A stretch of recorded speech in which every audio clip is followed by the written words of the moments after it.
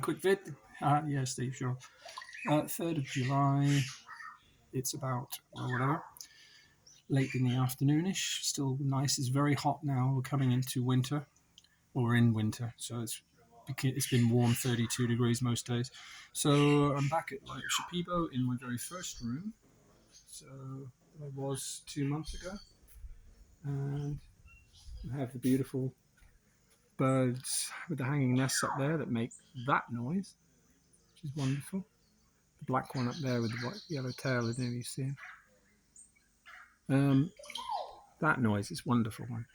And so Maestro Hyro, I didn't bother filming this because it's straightforward what's gone on.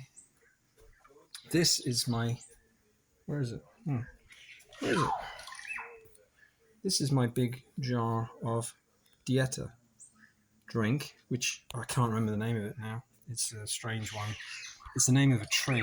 So it's the bark of a tree cut into these small chunks, and it's really hard wood as well. So Maestro had a bit of a tough time with that one with a blunt machete, cutting them all up. Stuck 3 liters of water in there, turned it this red color, and he said it's very mild. There's no dizziness like Uchi Sanango. It should be just mild. It's good for skin. It's a blood cleanser. So I don't anticipate, any hardships. I've got to drink it tomorrow, 6 a.m. in the morning, first glass, and have a glass every day. I think for 5 days or something, or maybe more. But judging by the amount that's in it, probably more days rather, because I'm here for 2 weeks. So we have first ceremony tonight. We've got 2 guys here. One's from Texas, Alan, and Colin is from Vancouver. His first time tonight. He's done a lot of mushrooms, like 7.5 grand mushroom trips, really heroic doses. So really interested to see what he's going to make of ayahuasca. Hopefully get an interview with him at some point, maybe after his second, so he has a bit more insight into how it works. We've spoken quite a lot already. So it's about, 4 or 5 now. Ceremony tonight at 8, which will be my 40th. And then I'll do, depending on how I feel tomorrow, because I don't know. I have a feeling it's not going to be, it's going to be probably a bit of a cleaner for me after 2 weeks in Iquitos, which will be probably vomiting, etc. Which is fine, but, I don't expect it to be pleasant, really. I've had such a low period of time in Iquitos. I'm not feeling particularly bouncy, let's say. And I've just spoken to Joshua, and it's so complicated to get long-term stays. He's already in the process of it with Ivan. And the bureaucratic red tape and the rip off the gringo is as alive and kicking as you would expect for Peru. It costs thousands of dollars, like $5,000 for to basically have a contract for an employment of a staff member and cover their insurance, and then the lawyers to draw up the documents, and then they do an expedition fee once you start the ball rolling, because they're all just rip-off fuckers. So it's just far easier just to stick to the rules, leave the country, stay out for 24 hours, come back in. And even then, they don't necessarily give you 3 months. The first woman that spoke to Ivan when he first did it, they only offered him a month back in. He said no. So he came back the next day. And then that woman, and then they said the same. And then he saw a third woman eventually. The only option he had was to keep going back until he got somebody different. And then they gave him 2 months to come back in. So you're not even getting the full 183 days, So it's just bullshit, like everything with fucking corrupt governments. And it's just, fucking they make it up as they go along to suit. And if they can rip you off, the more the better along the way, So it's the same old shit everywhere, really. So I think, my journey's going to end sort of pretty soon. Who knows, in a month's time, I'll have to leave, see how long I can come back in for. We're also discussing how much it would cost me to live here, which it's only going to probably be comparable with Iquitos, really. So for the sake of just staying as a paying customer, rather than just become part of the furniture, which I suspect will, could well be the case. All best intentions all round, of course, but, Joshua's got to cover his overheads. And while he can get people on the full $800, if they can fill up the rooms and they build more, they're going to build knock the staff building down over there.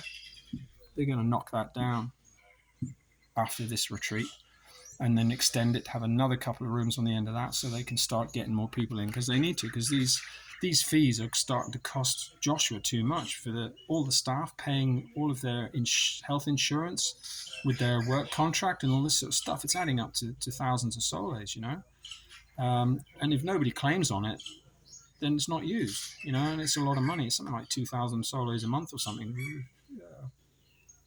Yeah, 2,000 soles, $500 a week, or $500 a month rather, just for health insurance per employee, which he's paying, and they have made claims on it, members of family. So it's just a lot of expense, as you'd expect. So, let alone the upkeep of this place. Plus, he's not making any money himself, just to try and do the work of Mama Ayahuasca. So I don't know how far I can go along this road, really. Certainly not in Peru. I might have to do 3 more months if I can get as big a visa as possible at the next entrance in August, however long they'll let me in for, and then piss off again, either until how it works. I'm not sure whether it starts again, you get another 6 months or 183 days technically, but you don't in the start of the new year, or whether there has to be a particular period of time elapsed before you can come back in again. So I can see myself having to travel again for Southeast Asia, South America, because there's no point, so with plane fees and everything. So I might go down to Chile or something, do a train ride. That's just occurred to me. Who knows? Yeah, why not? I'm just regarding this as my last year, because with what's coming next year, we've just had a conversation about that. Obviously, Josh was aware of it. He didn't know about the actual contract of the WHO, but he knows, like me, he's looked at all the rabbit hole stuff. He knows how it's going to work. And incidentally, quick reminder, it's Dr. Stephen Greer, who I never trusted. I watched him on Redacted last night, and he's the first person to actually state that the dark control mechanism, bear in mind, he comes from the UFO fraternity, Black Ops. He says all of the UFO thing is a con, which I always thought, because it's a psyop. But then he's part of it. He comes from a rich family. His fucking uncle used to own Grumman.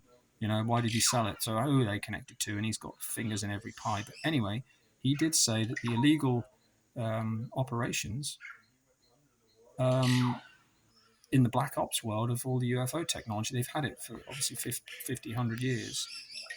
He said, yeah, they're all vetted to actually be psychopaths and sociopaths.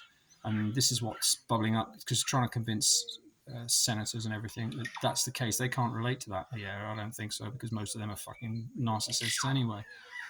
Power crazy fuckers. But anyway, it was just really interesting. And that's on Redacted, the last one that I did yesterday. So you might want to have a look at that, because it's a very good interview.